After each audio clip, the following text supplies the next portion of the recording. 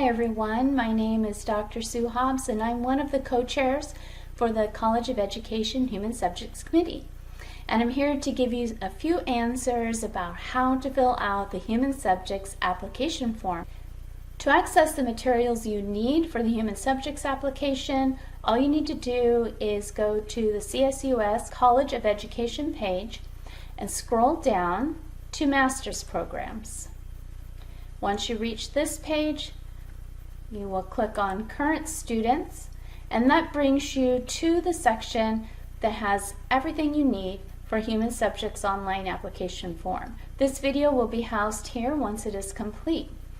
We have guidelines for submissions for you, a Word version of the application that you can use to fill out to prepare you to fill out the online Human Subjects application form. So let's just take a minute and go to the guidelines for submission. This document provides you with a lot of the information you need to help you prepare for your Human Subjects review. This here will take you to the University IRB page, which will provide you with a lot of great information, including the templates for the consent forms that you need to use. And then you scroll down a little bit more. You can click on the Human Subjects Research application, which is also available on the page that I just showed you.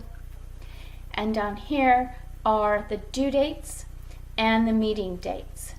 So we typically meet on the third Thursday of each month, except for 2 months out of the academic year. We meet on the second Thursday.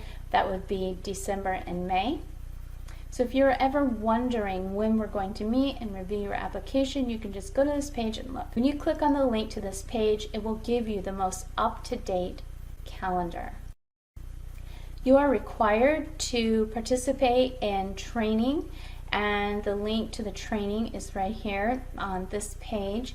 If you go back to the page that has all of the information for you for Human Subjects application, you can click on the Word version of the application to open up a Word document that you can fill out with your faculty advisor, your faculty sponsor, to prepare to complete the online Human Subjects application form. So we're going to go ahead and go to that form now. I'm not going to cover everything on this document, so I'm just scrolling past some things that are pretty self-explanatory.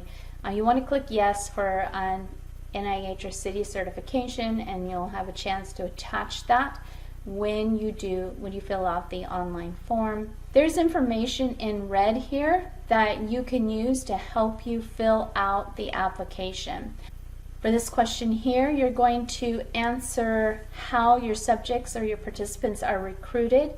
You'll want to include a copy of your flyer, a copy of your email text.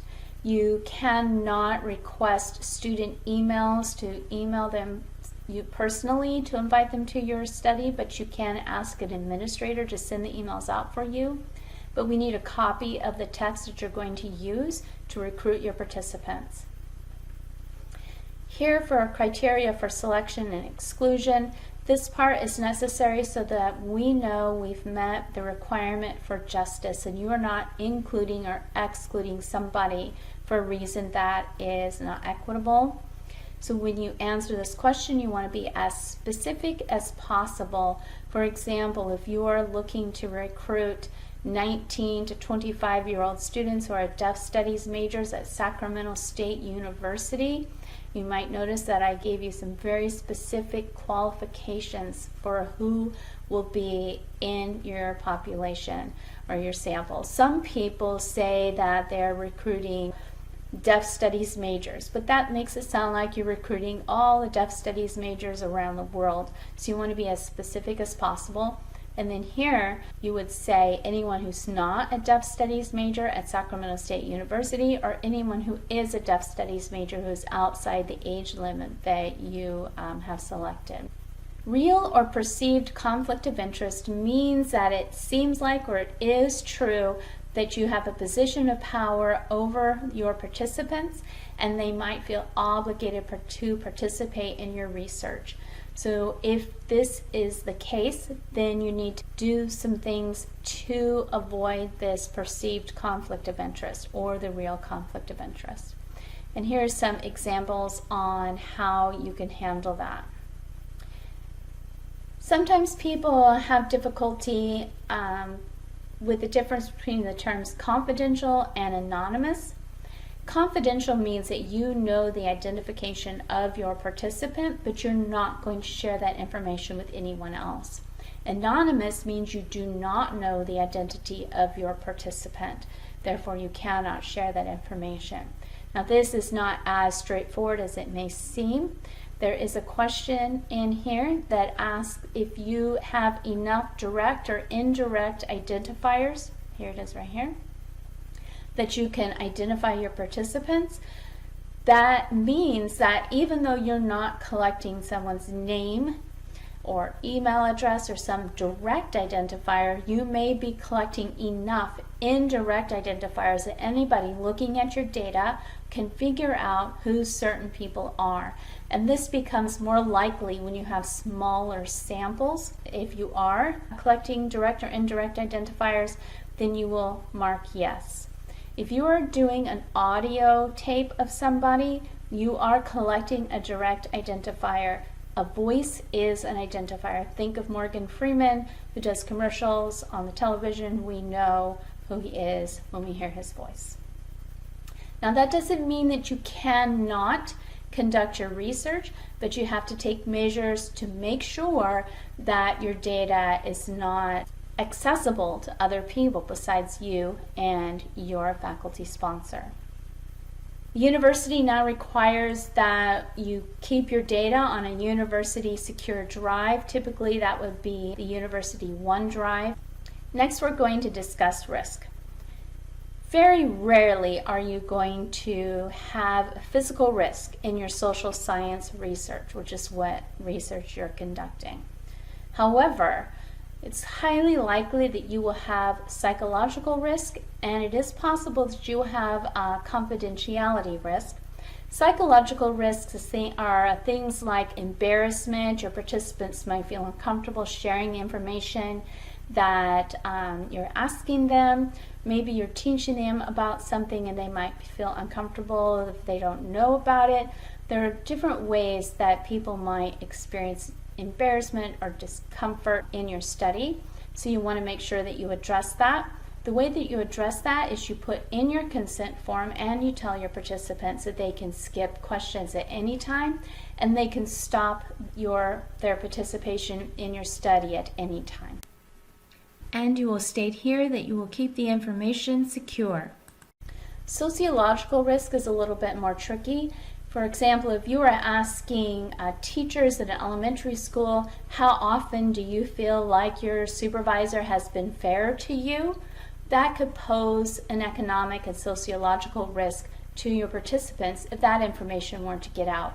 So that's what that means. If there's a chance for sociological or economic risk, you mark yes. And then again, you discuss how participants can skip any questions, they can stop the survey, and that you will keep the material safe so that others cannot access it. Confidentiality risk also often occurs in sociological research. Most people would select minimal for this, and you want to just make sure that you're taking all precautions. Here you're going to explain how you obtain your informed consent. If you're doing research on Qualtrics, that will be part of your Qualtrics survey. If you're doing research in person, when that resumes, then you may give them a paper copy. There's a lot of different ways. You just need to explain how you're going to do it. But you don't want to put your entire consent form here. You're going to attach it to your application. Here we are back at the main page, and I'm going to take you to the online human subjects application form. On your first application, you're going to click New Application. The information here is required, so I've already filled it out ahead of time so you don't have to sit there and watch me do it on the video. This is in case you have two people working on a thesis or project, then the second person's name and information goes here. Otherwise, you put NA for each one. Click what student you are, whether you're doing a research or a project. Put in the title of your project and then your faculty advisor's name and email. This here needs to be accurate because this is how we are getting approval from your sponsor, that your sponsor has read and approves your application. Complete the application using the Word document as a guide, and when you are finished, this button confirms that you're ready to submit. Click Next and you're done. Okay, so that's the end of the information about how to fill out the Human Subjects application. Good luck with your research. We look forward to reading your applications.